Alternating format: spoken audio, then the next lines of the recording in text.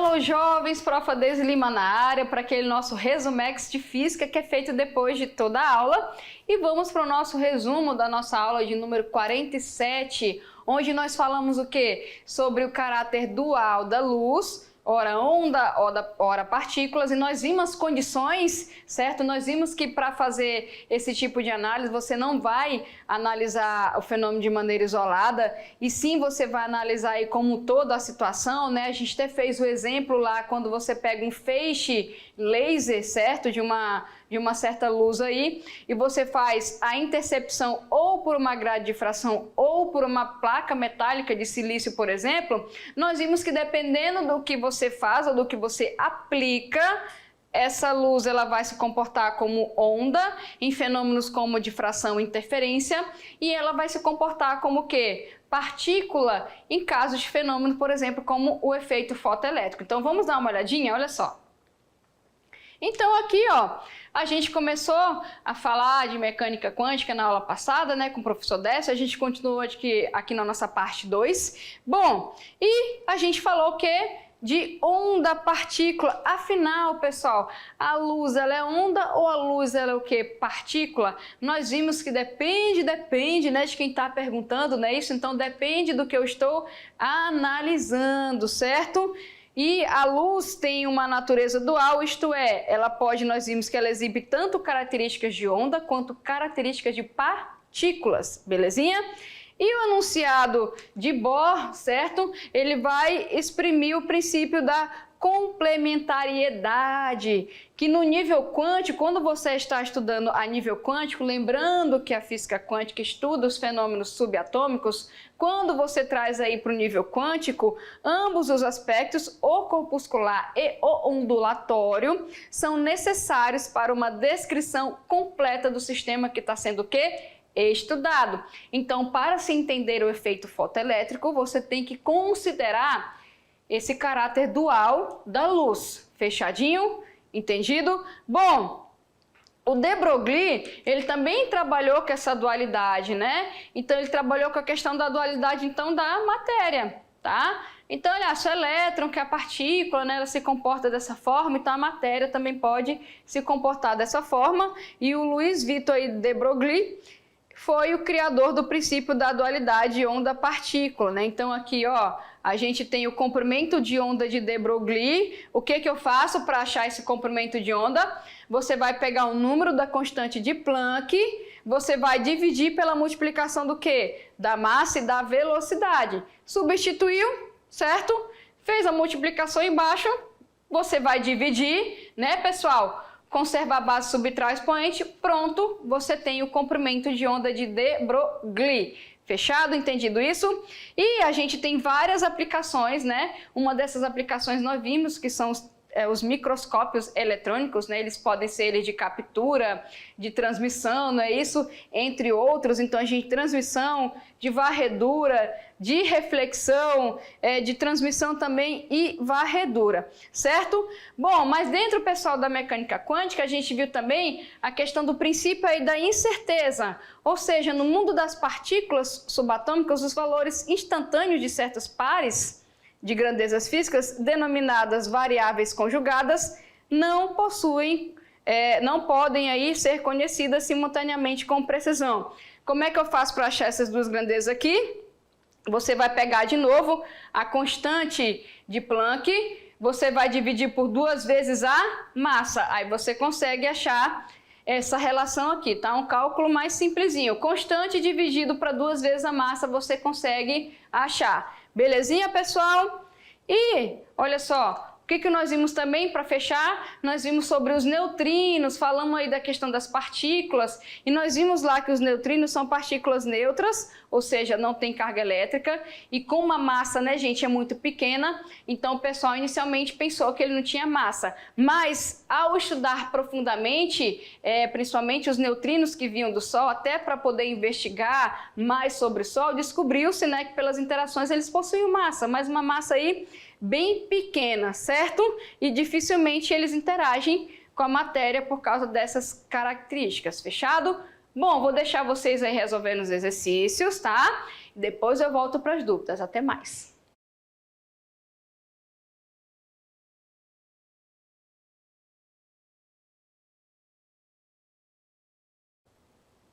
Voltamos, jovens, para tirar o quê? As dúvidas, tá certo? Aí dos exercícios que foram deixados aí durante a aula, vocês conversaram, vocês leram, né? Resolveram, ok? E a gente vai aqui tirar algumas dúvidas e vamos começar pelo exercício de número 1, pessoal. Então, exercício número 1, vamos pegar aqui nas minhas anotações. Ele fala o seguinte: calcule o comprimento de onda de de Broglie em duas situações extremas. Letra A, para uma pessoa de massa de 70 kg, a uma velocidade de 20 metros por segundo, dado que o h, que é a constantezinha de Planck, de 6,63 vezes 10 elevado a menos 34 joule por segundo. Lembrando, comprimento de onda, a gente já viu isso antes, todo comprimento de onda é dado em metros, né? Então vamos calcular, ó, vamos ampliar aqui, vamos para a lousa que vai ficar mais fácil. Aqui, ó, pessoal, lembra que eu falei para vocês que para calcular o comprimento de onda de de Broglie, o que eu vou fazer? Exatamente, eu vou pegar essa constante de Planck bem aqui, bonitinha aqui, ó, deixa eu pegar meu pincel, tá certo? Eu vou pegar esta constante aqui, vou fazer o quê? Substituir e vou dividir pela multiplicação da massa, tá aqui a massa da pessoa, já tá no SI, e a velocidade da pessoa que também tá no SI bem aqui. Pronto, a gente vai substituir e vai fazer esse cálculo. Depois vai fazer o quê? É só isso mesmo, tá, pessoal? Olha aí, ó, substituiu, multiplica o que tá embaixo, né? Vamos fazer passo a passo aqui, ó. 7 vezes 2, 14, com 2 zeros, ó aí. Aqui você tem duas opções, tá, jovem? Você pode, se você quiser, transformar esse cara aqui em notação científica para sua divisão ficar mais fácil, né? No caso, ficaria 1,4, ó, 1, 2, 3, vezes 10 a terceira. Aí dividia 6,63 por 1,24, conserva a base e subtrai o expoente, né? Ficaria menos 34 menos 3, belezinha? Ou se você quiser, você pode dividir direto, tá?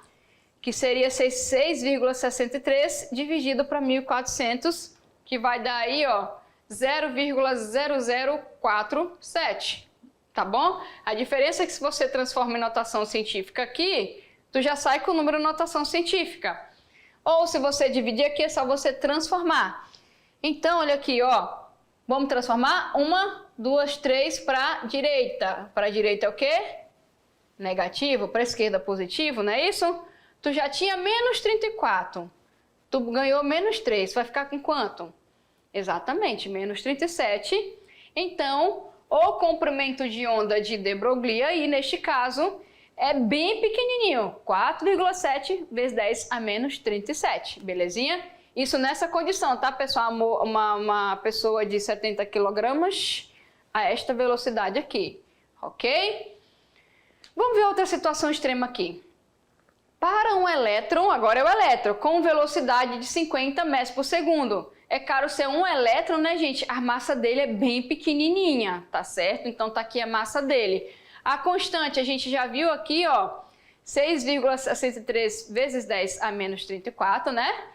Vamos de novo substituir no comprimento de onda de de Broglie, ok? Olha aí, o que você vai fazer aqui? Você vai multiplicar aqui, certo? E vai repetir esse cara aqui. Olha aí, ó. Aí aqui, pessoal, de novo, tu tem duas opções. Se você quiser transformar esse cara aqui em notação científica, para ficar 4, né, 4,55, certo? Ok? Você pode também, né, se você quiser fazer assim. Ou dividir 6,63 por 455 direto, que dá 0,14, né? 0,014 vezes 10 elevado aí a menos 34. Lembrando, pessoal, por que esse mais está ali, jovem? Porque é o de cima menos o de baixo. Então fica menos 34, ó, menos 34 menos 31. Menos com menos, mais. Belezinha? Então vai ficar aqui, ó. Olha aí, 0,014 vezes 10 a menos 3, transformando em notação aqui, ó, vai 2 para a direita, beleza? E fica menos 5, ok? Fechou? Pronto. Quando, olha só, o que a gente pode tirar de comparação? Quando é algo com a massa pequena, o comprimento de onda diminui. Quando é algo com a massa maior, o comprimento de onda, olha só, o comprimento de onda aqui, na verdade, né, gente, a massa menor, o comprimento de onda aumenta, é inversamente proporcional. A massa grande, uma massa maior, o comprimento de onda diminui. Como é que você vê isso aqui, ó? Esse é 10 a menos 5, o outro foi 10 a menos 31, então é bem menor, né, gente? Ok? E a gente pode ver pela relação, tá bom? Fechado? Question number 1 chegando na telinha e fala o seguinte: imagine uma bola de voleibol com massa de 0,6 kg e velocidade, tá? Por que tá X, pessoal? Porque é na dimensão X, né? Então, se você tem algo assim, aqui tu chama de X e aqui de Y, quer dizer que a bola, ela tá com a velocidade nessa direção aqui, beleza? Na direção de X aqui, tá? E nesse caso, sentido para a direita, né? Já que essa velocidade é positiva. Então, eu tenho a massa, eu tenho a velocidade medida com a incerteza de 1%. Isto é, essa incerteza aqui de 1%, em cima dessa velocidade aqui, é 0,40 metros por segundo. Então, já deu o valor da incerteza aqui, certo? Belezinha? Calcule a incerteza ΔX na posição da bola em nosso universo, onde temos aqui a nossa constante de Planck. Aí, pessoal, vai cair naquela formulazinha lá que nós vimos na revisão, que é essa daqui, ó, que estava associada ao princípio da incerteza de Broglie. Então, tu tem a velocidade, tá aqui, 1%, que é a incerteza dela, tá aqui, que a gente vai substituir onde? Tá aqui a incerteza. Nós temos a constante de Planck, nós temos a massa. Falta achar quem? A nossa incerteza, tá? Belezinha? Aqui tu pode jogar um número aqui calculando, ou você pode, se quiser, né? Esse cara tá multiplicando, ele vai passar dividindo aqui. Se você quiser, você pode trabalhar assim também, ó, colocar pra cá. Beleza? Aí você que sabe, tá, pessoal? Aqui, como é só manipulação matemática, eu vou levar todo mundo junto, depois eu separo. Pronto, tá aí, ó. Incerteza, 1%, ele já deu calculado aqui, ó. Já até falou quem é ΔV, né, gente? Aqui, ó. Esse delta da incerteza, beleza? Constante de Planck e 2 vezes a massa. Então, aqui, ó, a gente vai multiplicar 2 vezes 0,6, né? Aqui, olha aí, ó. E passar o 0,4 também multiplicando. Então, o que foi feito aqui, ó, foi multiplicar isso aqui, certo? Ok? Isso aqui permaneceu. Professora, por que não multiplica em x? Lembrando, pessoal, eu quero esse cara. Ele já está antes da igualdade. Logo, eu só vou passar, não é? Um número que está com a variável, eu passo para cá. Belezinha? Está multiplicando, passou o quê? Dividindo. Então, ficou vezes aqui, ó. Pronto, está aqui o nosso resultado. O que você vai fazer agora? Dividir. Divide esse número por esse, conserva a base e o expoente, porque embaixo não tem nada para interagir, tá certo? Este cara em notação científica é só você andar uma casinha aqui, né? Para tua esquerda, né, gente? Para sua esquerda aqui, ó. E ficaria quanto? Aproximadamente, né? Lembrando que é incerteza, né, gente? Então, não é com exatidão, é aproximado, certo? Vezes 10 aqui, ó. Tu andou 1, então fica menos 33. Dá para aproximar esse número se fosse alternativa? Daria. Como é que você faz a aproximação? Vamos lembrar? 8 é mais próximo de 10. Então, ele vai sumir e vai jogar mais 1 em cima. Tu tinha 3, ficou com quanto? Com 4. Então, fica 1,4 vezes 10 a menos 33. Deixa eu apagar aqui. Pronto. Fechou? Manipulaçãozinha matemática, ok? Prontinho, pessoal. Tá aí. Você tem o princípio, o x, né? O ΔX, tá? Que é a incerteza na posição, tá bom? Tu tem certeza aqui da velocidade, que é de 1%. Aí você joga aqui a constante e tu acha, deixa eu apagar isso aqui tudo aqui. A incerteza na posição. Fechado? Belezinha?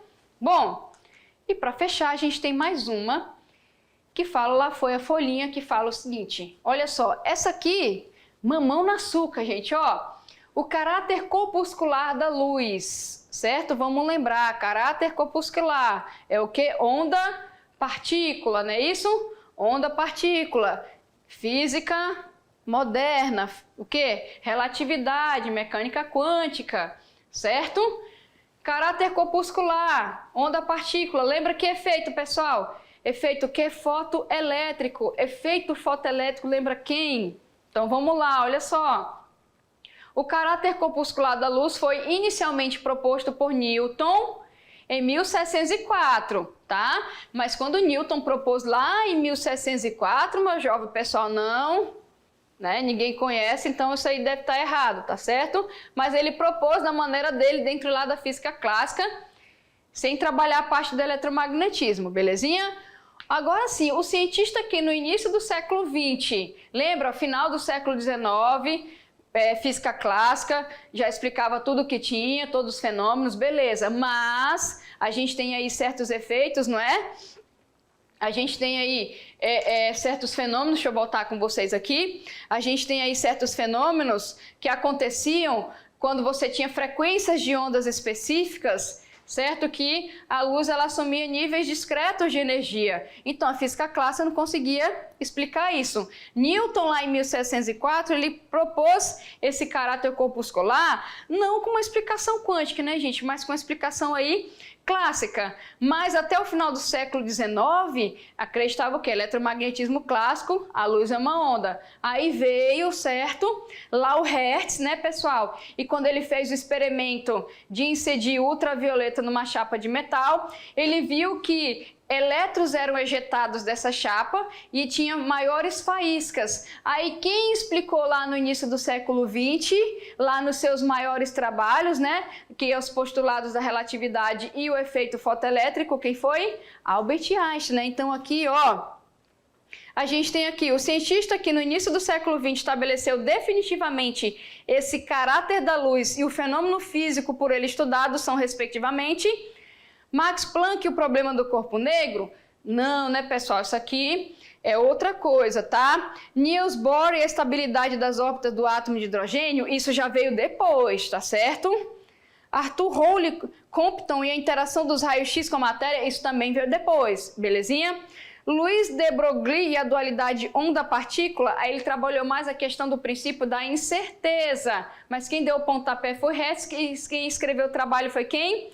Albert Einstein, e aqui a gente tem então na letra B, né, pessoal? Albert Einstein tem um efeito fotoelétrico, ou seja, quando a gente tem aí com uma luz de uma certa frequência incide sobre um material metálico, certo? Ele, o que ele vai fazer?